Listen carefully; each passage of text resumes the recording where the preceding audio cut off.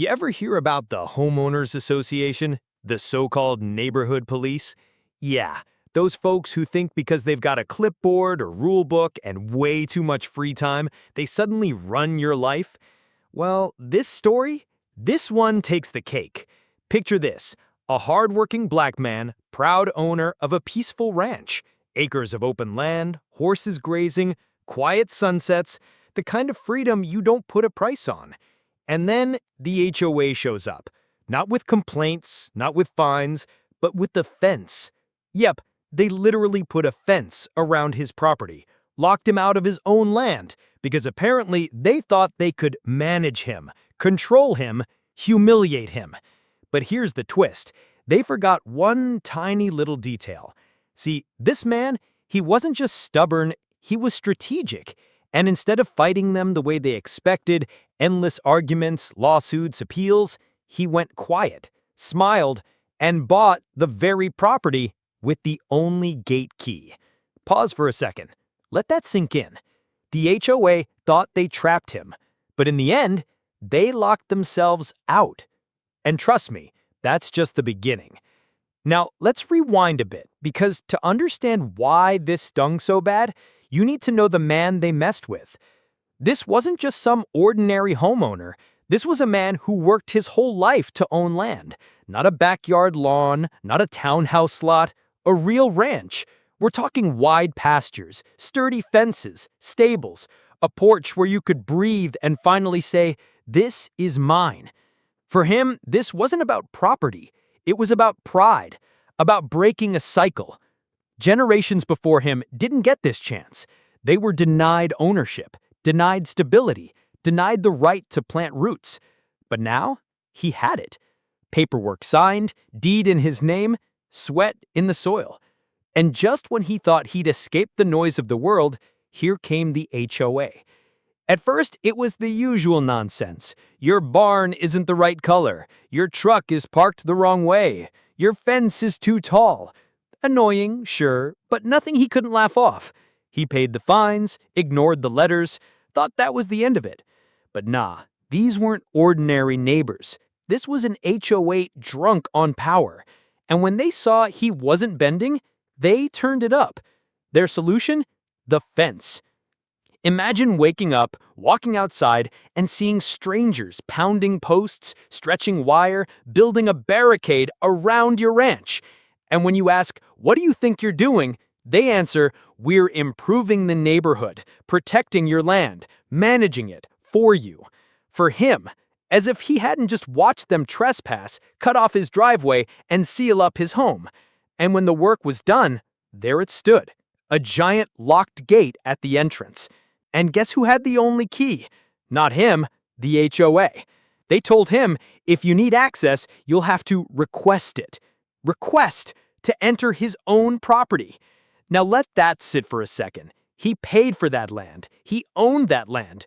But if he wanted to walk his fields or feed his horses, he had to ask permission, like a guest, on his own ranch. And here's the wild part. He played along. Every time he made the call, "Hey, this is the rancher, mind letting me in?" And every time they smirked, felt powerful, thought they'd put him in his place.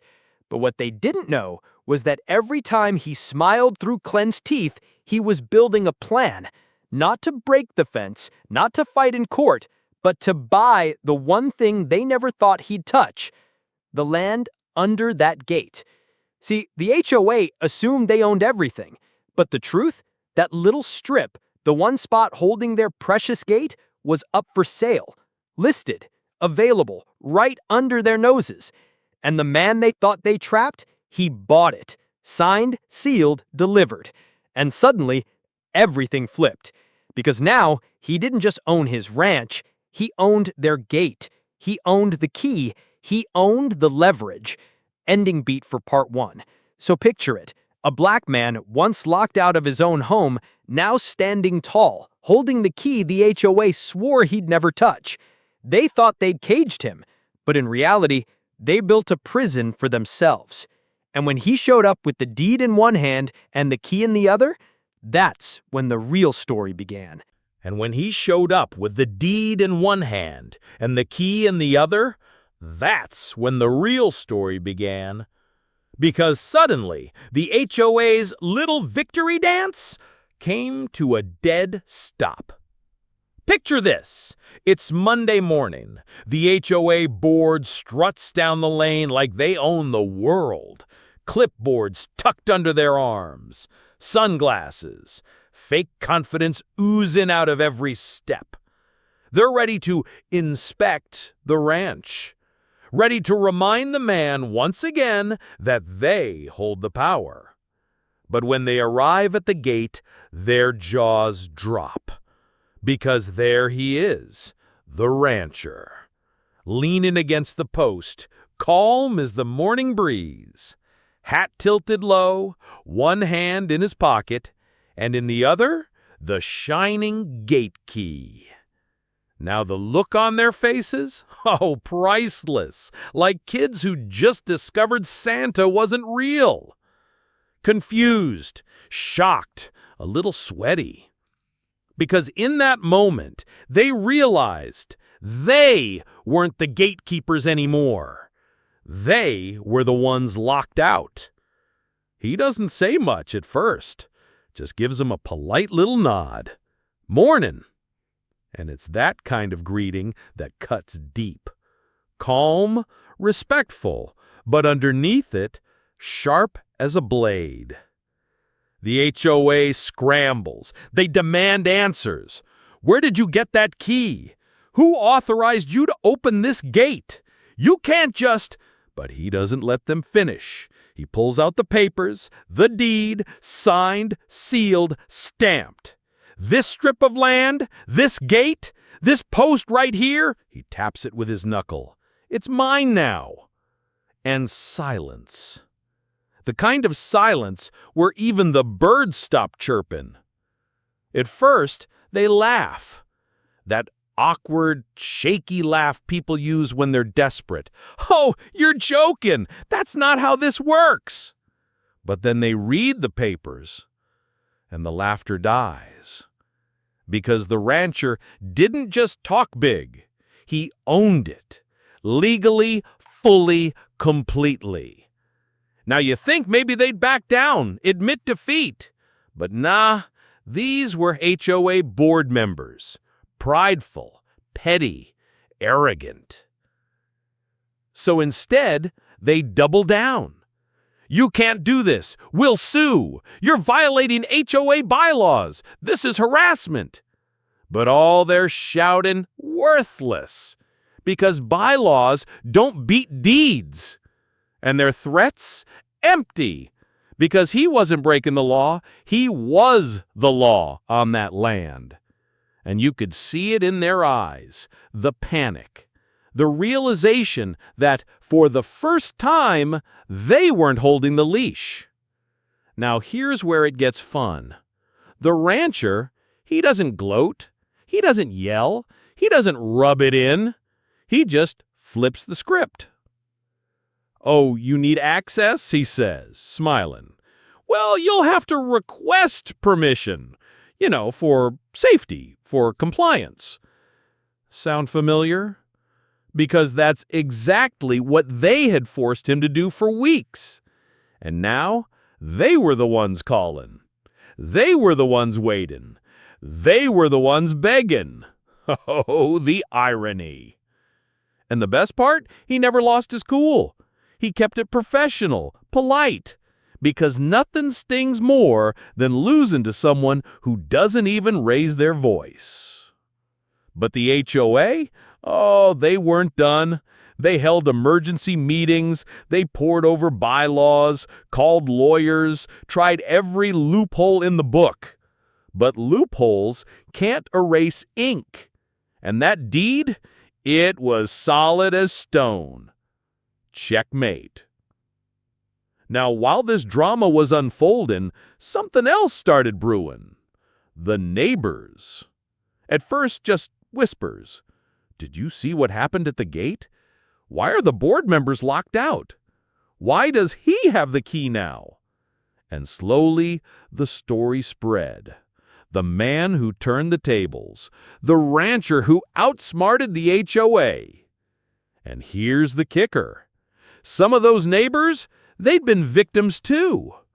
Tired of nitpicky fines, tired of threats, tired of being bossed around. So when they saw him stand tall, something shifted. They started to wonder. Maybe the HOA wasn't as powerful as they pretended to be. And nothing scares a petty tyrant more than people realizing they don't have to obey. Because control, it only works as long as everyone believes in it. The second people stop believing, it collapses. And right there at that shiny new gate, collapse was beginning. So there he stood, a man once humiliated, now holding the key that flipped the balance of power. The HOA cracking, the neighbors watching, and the tension building to a breaking point. Because when power slips away from people who live for it, they don't go down quietly. Oh, things are about to explode. Because when power slips away from people who live for it, they don't go down quietly. And the HOA, they were not about to let a rancher with a deed and a key embarrass them without a fight. So what did they do? They panicked. And panic makes people dangerous. First came the threats. "We're taking you to court. We'll have this overturned in a week. You'll regret messing with the HOA." He just smiled. "Go ahead," he said, because he knew something they didn't. Deeds don't vanish because of angry words. Ownership isn't undone by tantrums, and the law, it wasn't on their side. But still, they tried. They called emergency meetings, drafted letters stuffed with legal jargon, started handing out fines like candy. Imagine getting a $200 fine for improper gate usage on the gate you literally own. Sarcasm moment here. Wow, thank you, HOA. Nothing screams professionalism like writing up violations for the man who bought the lock you're standing behind. But it didn't stop there. They went lower. Late-night calls, harassment, neighbors pressured to sign petitions. They even tried to spread rumors. "Oh, he's difficult. He's unstable. He's ruining the community." Classic bully tactics. When they can't win the game, they smear the player. But here's the beauty of it. While they were busy scheming, the rancher stayed cool. He didn't fight in the mud, didn't waste energy arguing. He just lived. Every morning, he opened his gate with his key, fed his horses, walked his land, enjoyed the peace, while the HOA stood on the other side, powerless. And that image alone, it spread like wildfire. Neighbors driving by saw it with their own eyes. The rancher, calm, free, untouchable. The HOA, fuming, red-faced, stuck outside the very gate they built. Whispers turned into conversations. Conversations turned into complaints. And complaints into rebellion. Suddenly, neighbors started questioning everything. Why are we paying dues? Why are we letting these people control us? Why can he stand up to them, but we can't? And just like that, cracks became fractures. Now the HOA was desperate. So desperate, they made their boldest move yet. One night, a board member shows up with a locksmith. Their grand plan? Break into the gate, take back the key. But guess what? The locksmith took one look at the deed, one look at the paperwork, and refused. Nope, not touching it. That land belongs to him. And just like that, their secret operation blew up in their faces. By now, the board wasn't just fighting the rancher. They were fighting their own reputation. The same neighbors who once trembled at HOA letters were now rolling their eyes. Some even stopped paying dues. Others started filing complaints against the board itself. The rancher, He didn't need to lift a finger. He just had to keep standing there, key in hand, calm as ever. And you know what burns a control freak the most? Silence. Because they expected him to rage, to yell, to throw fists, but he never gave them that satisfaction. Every victory they thought they had, he flipped with a smile. Now the HOA was imploding, meetings filled with shouting, board members turning on each other, neighbors demanding answers. The empire they built out of fear was cracking, crumbling, collapsing. And it all started with one man, one deed, one key. By now, it wasn't just a battle over a gate. It was a battle over pride. The HOA wasn't fighting for rules anymore. They were fighting for survival. But here's the thing about pride. It makes people reckless. And their next move? It would be their downfall. But more on that in the next episode, where the rancher's quiet little plan turns into a masterstroke that leaves the HOA begging. Pride makes people reckless. And reckless people, they dig their own graves. The HOA thought they were still in control, thought they could out-scream, out-threaten, out-bully. But the rancher? He wasn't playing checkers anymore. He was playing chess. And his next move? A masterstroke.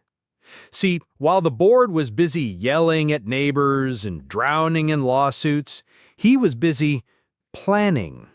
Quietly, calmly, patiently. And then, one morning, it happened. The neighbors woke up to flyers in their mailboxes, not from the HOA, from the rancher. Polite, professional, but devastating. It wasn't just an announcement, it was an invitation. Community gathering at the ranch gate this Saturday.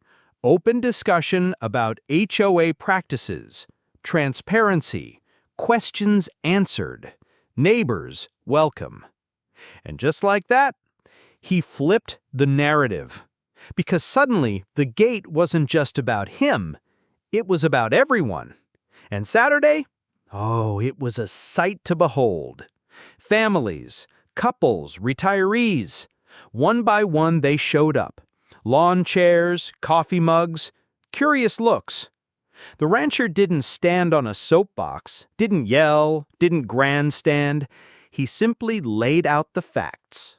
The harassment, the fines, the illegal gate, the deed in his hand. And then, the kicker. He pulled out a binder, thick, heavy, page after page of HOA violations not by neighbors, but by the board itself. Unreported expenses, misused funds, rule changes they never voted on. Receipts, emails, documents. The crowd? Silent at first, then murmurs, then outrage. Because the rancher hadn't just beaten them at the gate, he'd exposed them. And the board, they weren't ready for this. They showed up too, of course, marching down the road, puffed up chests, ready to take control. But when they arrived, dozens of neighbors, all staring, all angry. And suddenly, the board wasn't leading. They were surrounded. They tried their usual tricks. Don't listen to him. He's twisting the facts. This is misinformation. But it was too late. Because neighbors had seen the proof, black and white, ink and paper, the truth right there in front of them. And the rancher? He didn't even raise his voice. He just asked one simple question. If they can put a fence around my ranch without my consent, what's stopping them from doing it to you? Boom. That was it. The turning point. You could feel the shift in the air. The crowd's patience snapped. One neighbor shouted, "Enough!" Another, "We want a vote!" A third, "You don't represent us anymore!" And just like that, the board's control disintegrated. People started demanding accountability. They wanted financial records. They wanted resignations. They wanted freedom. The HOA board? They weren't feared anymore. They were cornered. And the best part? All of this was legal. All of this was fair. All of this was calm. The rancher hadn't thrown a punch. He hadn't broken a single law. He'd simply opened the gate and let the truth walk right through. Now here's the beauty of strategy. When you fight bullies on their terms, you lose. But when you change the rules, you win without ever stepping in the mud. And that's exactly what he did. By the end of the gathering, the neighbors weren't whispering anymore. They were united, talking about dissolving the board, replacing leadership, taking back control of their community. And the HOA? They were left standing there, small, powerless, exposed. The rancher? He walked home that day, same calm stride, same quiet smile. But this time, he wasn't walking alone. He had an entire neighborhood behind him. And that's the thing about power. When it shifts, it doesn't trickle, it floods. The rancher had started this battle alone, humiliated at a locked gate. Now, he was the man who unlocked an entire community. But the final chapter, oh, it's even sweeter. Because what happens next? The HOA doesn't just lose, they collapse. And the rancher? He walks away with a victory so poetic, it feels like something out of a movie. Power doesn't trickle, it floods. And by now, the HOA was standing ankle-deep in that flood, helpless, drowning, desperate for air. The neighbors who once feared them now mocked them. The dues they once collected so easily now withheld. The control they flaunted like a crown now reduced to dust. But still, they tried to hang on. Board meetings turned chaotic, shouting matches instead of strategy, resignations instead of leadership. One by one, members walked away until the so-called empire looked more like a sinking raft. And the rancher? He just watched, patient, steady, silent. Because victory, when it's certain, doesn't need noise. It only needs time. And time was doing his work for him. Weeks later, the inevitable happened. The HOA, once so proud, so powerful, so untouchable, was dissolved. Gone. Finished. Erased. Neighbors cheered, families celebrated, and the rancher? He didn't throw a party, didn't wave a victory flag. He simply walked to that gate, slid his key in the lock, and opened it wide. For everyone. Because this was never just about offense. It was about freedom. Now here's the poetic twist. The land they once tried to wall off and control, that little strip of property with the gate, the rancher donated it. He gave it to the neighborhood. No dues, no rules, no board. Just access. And with that one gesture, he ended the fight not as a winner, but as a leader. Think about that. They tried to cage him out. He gave them a door in. They tried to shame him. He gave them dignity. They tried to destroy him. He gave them freedom. That's not just victory. That's legacy. And the HOA, they'll be remembered, not as rulers, not as leaders, but as a cautionary tale.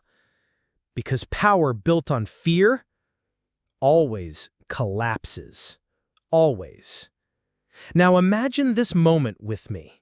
Neighbors gathering at that once locked gate, kids riding bikes through it, families walking side by side, the same rancher leaning on the fence post, quiet smile on his face, watching a community heal. No shouts, no lawsuits, no threats, just peace. And that, my friends, is the sweetest revenge of all. So the next time someone tries to lock you out, remember this story. Because sometimes the best way to fight back isn't with anger or noise or fists. It's with patience, with proof, with a plan, and maybe, just maybe, with a single key.